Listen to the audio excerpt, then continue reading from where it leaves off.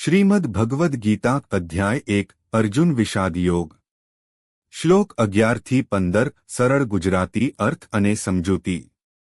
શ્લોક 11 અયનેષુ ચ સર્વેષુ યથાભાગમવસ્થિતા ભીષ્મમેવાભિરક્ષन्तु ભવનતઃ સર્વ એવ હિ। સરળ અર્થ દુર્યોધન કહે છે, તમે બધા પોતાની પોતાની જગ્યાએ રહીને દરેક બાજુથી ભીષ્મ પિતામહનું રક્ષણ કરો। સમજૂતી દુર્યોધન જાણતો હતો કે ભીષ્મ પિતામહ તેમની સેનાના સૌથી મોટા આધાર છે, તેથી તેણે બધા યોદ્ધાઓને ભીષ્મજીની સુરક્ષા માટે આદેશ આપ્યો।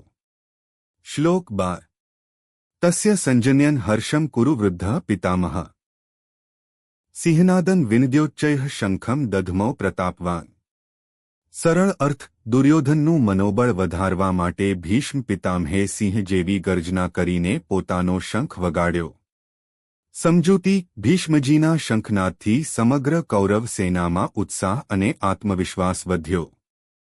શ્લોક 13 તતઃ શંખાશ્ચ ભૈર્યશ્ચ પણવાન્કગો મુખા સસૈવાભ્યહન્યંત સ શબ્દસ્તુ મૂલોભવત। સરળ અર્થ ત્યારબાદ શંખો, નગારા, ઢોલ અને અન્ય વાજિંત્રો એકસાથે વાગવા લાગ્યા અને ભયંકર ગર્જના થઈ। સમજૂતી યુદ્ધ શરૂ થવાનું હતું। બંને સેનામાં ઉત્સાહ અને તૈયારી દર્શાવવા માટે વાજિંત્રો વગાડવામાં આવ્યા। શ્લોક 14 તતઃ શ્વેતૈર્હયર્યુક્તે મહતી સ્યંદને સ્થિતૌ માધવઃ પાંડવશ્ચૈવ દિવ્યૌ શંખૌ પ્રદધમતુઃ। સરળ અર્થ પછી સફેદ ઘોડાઓ જોડાયેલા ભવ્ય રથમાં બેઠેલા ભગવાન શ્રીકૃષ્ણ અને અર્જુને પોતાના દિવ્ય શંખ વગાડ્યા। સમજૂતી શ્રીકૃષ્ણ અને અર્જુનનો શંખનાદ ધર્મ, સત્ય અને દિવ્ય શક્તિનું પ્રતીક હતો। આ યુદ્ધ માત્ર રાજ્ય માટે નહીં પરંતુ ધર્મની સ્થાપના માટે હતું। શ્લોક 15 પાંચજન્યમ હૃષિકેશો દેવદત્તમ ધનંજય પૌંડ્રમ દધમૌ મહાશંખમ ભીમકર્મા વૃકોદરા। સરળ અર્થ ભગવાન શ્રીકૃષ્ણે પાંચજન્ય શંખ વગાડ્યો, અર્જુને દેવદત્ત શંખ વગાડ્યો અને ભીમે પૌંડ્ર નામનો મહાશંખ વગાડ્યો। સમજૂતી દરેક મહાન યોદ્ધાનો પોતાનો વિશેષ શંખ હતો।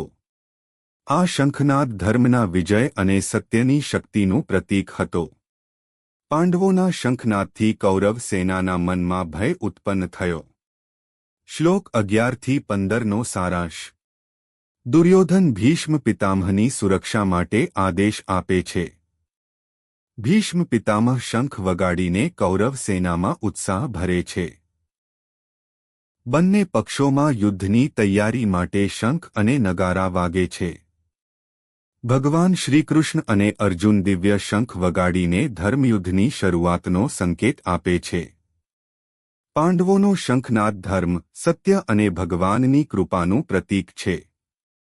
જીવન માટેનો સંદેશ જ્યાં ધર્મ, સત્ય અને ભગવાનનો સાથ હોય છે, ત્યાં અંતે વિજય નિશ્ચિત હોય છે।